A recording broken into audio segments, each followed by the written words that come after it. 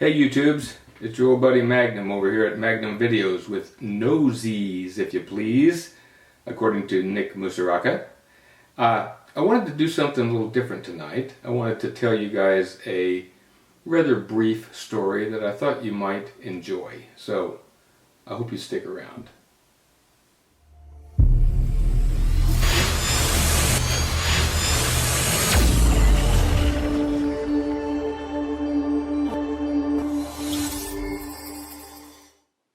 I'm happy you stuck around.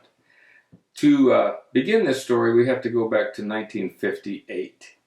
That year, my parents bought a brand new 58 Ford Fairlane.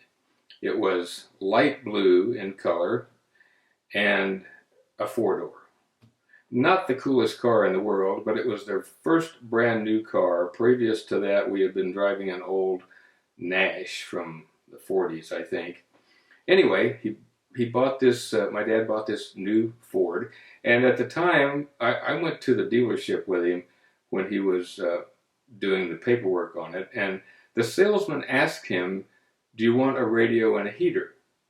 He said, "It's an extra $90. And my dad said, "Yes." So, if you didn't know, back in 1958, if you wanted a radio and a heater in your car, it was going to cost you an extra $90. Anyway, he bought the car, and our next door neighbor saw it, and a couple of weeks later, he drives home with a brand new 1958 Ford Fairlane two-door convertible.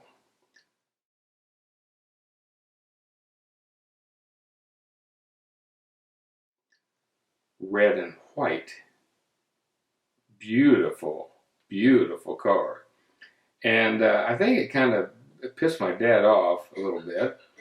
And so when the new cars came out in 1959, my dad traded the 58 in and bought a brand new black two-door 1959 Ford Fairlane 500 Galaxy. And he thought, well, what are you going to do now, neighbor? Anyway, that's a little preamble to the story. So now you know that we have a 59 Ford Fairlane 500 Galaxy. About 6 years later, when I turned 16, I was allowed to drive the car with some restrictions on it. Before I left the house, my mother checked the odometer, and she knew where I was going. She knew about how far it was and about how far it was round trip. So when I got home, she would check the odometer and make sure that I hadn't just been out joyriding.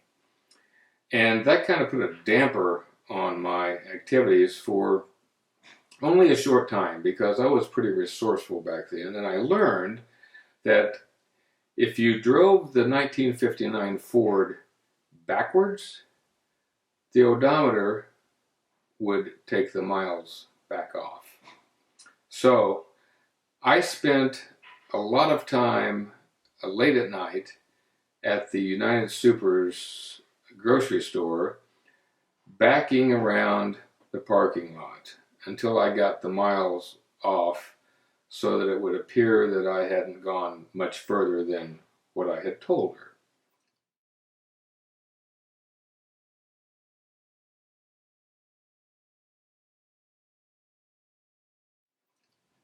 Well, that took a lot of time. So I did that a couple of times, and then on one evening, I had put like way too many miles on. It would have taken me like 6 hours to crank those miles back off. So I went out to a little park, and back then cars came with a spare tire and a jack. Some of them may still come with that today. But anyway, I figured out that rather than back the car up, if I just jacked up the back end of it, put the transmission in reverse, and I could put a little bit of weight on the accelerator to make it go a little faster than I could back around the United Super's parking lot, I could get those miles off in a lot less time. So I did that. I've got the car jacked up. I've got a stick on the accelerator pedal, revving it to about probably 3,000 RPMs. And I'm just sitting there, you know, waiting until the miles go off. And all of a sudden I smelled, I'd been there for a while, and I smelled something, and I turned around and looked, and there was smoke coming out of the engine of the '59 Ford Fairlane 500 Galaxy. And I thought, oh crap. So as it turned out, I had overheated the engine a little bit because there was no air blowing past the radiator to cool it.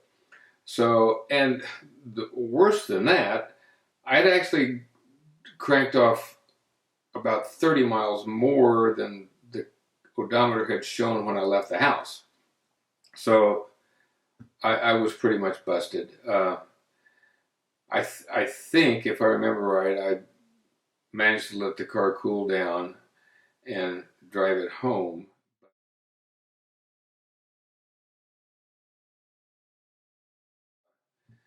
When my mother asked me the next day about the mileage on it, I lied and I said, well, maybe you didn't write it down right before I left. So she finally admitted that, of course, her son wouldn't do anything honoring like that. So anyway, that's the story, and I hope you enjoyed it. So, oh, and I am going to do a video and pop in some of the photos I've been taking with this Canon 70D, which is what I'm filming with this evening. So I hope you'll take a look at those when I get them posted up there. So until I speak with you again, and even after that, you stay focused.